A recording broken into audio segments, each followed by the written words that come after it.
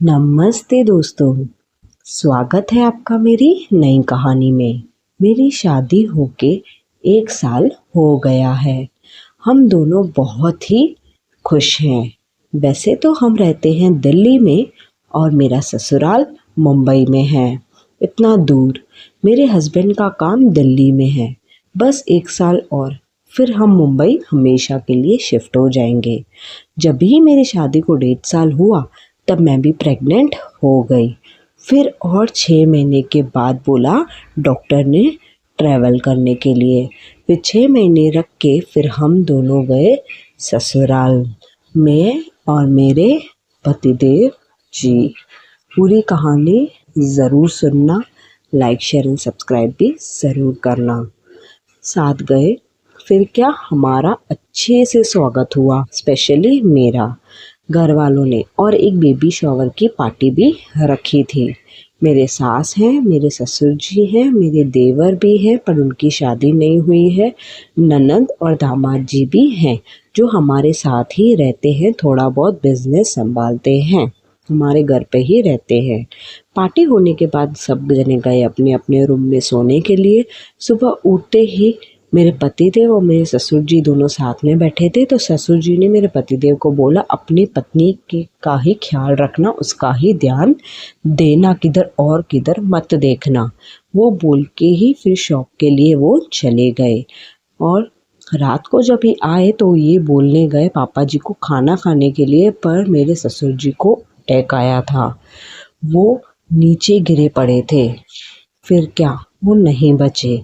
इतना दर्द में थे सब, इतना बड़ा शौक था सब। फिर 2 दिन के बाद मेरे पति का भी एक्सीडेंट हो गया। मैं तो समझो कि डिप्रेशन में चली गई थी और मैं विधवा भी हो गई थी प्रेगनेंसी के टाइम पे। टोटली मैं शॉक में थी।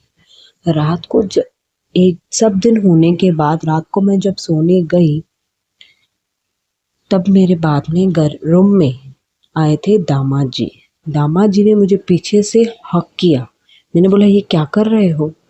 तो उनकी नज़र मेरे पे स्टार्टिंग से थी, जब से मैं इस घर में आई थी। वो बोले आपको मेरी ज़रूरत पड़ेगी। मैंने बोला नहीं, मुझे आपकी ज़रूरत नहीं पड़ेगी।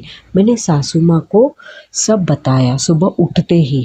तब सासू माँ ने दामाद जी के पास गई, उनको थप्पड़ मारी जोर से, और फिर दोनों मेरे सामने बेशर्मों के जैसे करने लगे, दामाद जी और सासू माँ जी। मैं देख के हैरान रह गई, जैसे पति पत्नी करते हैं। दामाद जी ने चुम्मा भी दिया सासू माँ को। मैंने बोला छी, क्या कर रहे हो आप लोग? फिर मैं अपने कमरे में चली गई। थोड़ी देर के बाद बाहर से देवर जी आए, बोले भाभी क्या हुआ आपको? मैंने सब बातें बताई कि सासू माँ क्या कर रही हैं, वो भी दामाद जी के साथ। वो चले रूम में देखने के लिए कि दामाद जी सासू माँ के ऊपर थे और गर्दन को चूम रहे थे, ऐसी गंदी हरकतें कर रहे थे। तभी ही देवर जी ने बोला गुस्से में, क्या कर रहे हो? उसके बाद फिर वो 2 सेकंड बाद वो भी हंस दिए, मेरे बिना ही सब शुरू कर दिया। मतलब उन्होंने ये वर्ड्स बोले देवर जी ने, मतलब सासू माँ, दामाद जी और देवर जी तीनों एक दूसरे के साथ मिले हुए थे और दोनों साथ में सोते हैं। मुझे भी इसमें शामिल करना चाहते थे पर मैं प्रेग्नेंट हो गई हूँ। तभी शांत हैं। मेरे सामने ही देवर जी ने साड़ी का पल्लू निकाला, फिर दामाद जी ने ब्लाउज के बटन खोले, फिर दोनों चूम रहे थे तीनों एक दूसरे को।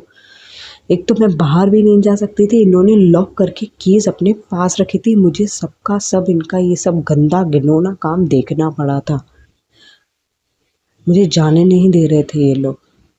मैं ये सब देख रही थी अपनी आंखों के सामने। मुझे भी एक्चुअली गर्मी चल रहे थे, पर मुझे ये सब अजीब भी लग रहा था। मुझे मेरे पति की बहुत याद आ रही थी। तभी बीच करते करते सासू माँ ने बोला किसी को बताना मत, नहीं तो तुम्हारा बच्चा समझ लो। मैं चुप रह गई। मेरे बेबी हो गया। मेरे साथ भी वो वही करते थे जो सासू माँ करती थी। सासू माँ के कहने पर ही वो लोग मेरे साथ ऐसे करते थे। घर की सब लेडीज चुप थी, मैं बच्चे के वजह से चुप थी। कहानी अच्छी लगी तो लाइक शेयर एंड सब्सक्राइब ज़रूर कर देना।